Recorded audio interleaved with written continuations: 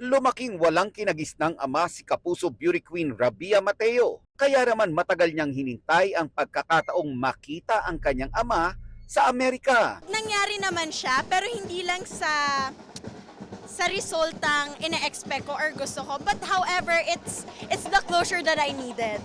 Not all stories end in a happy fairy tale, pero sa halip na mag-focus sa lungkot, pinili ni Rabia na tignan ng positibo ang kinahinatnan ng kwento ng kanyang buhay.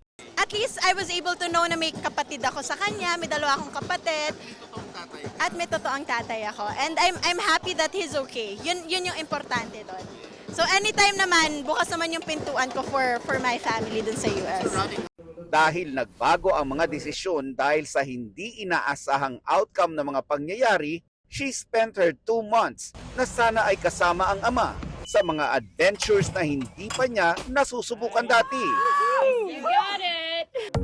Kabilang na ang kanyang YOLO moment jumping out of a plane,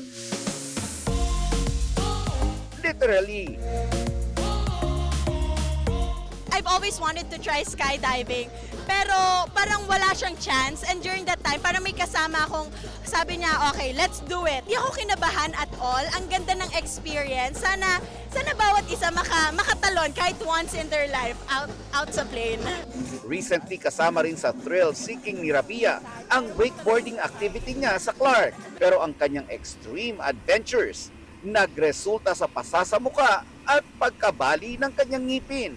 Okay naman daw siya and there's no stopping her dahil pag-ride naman sa big bike ang next niyang gagawin.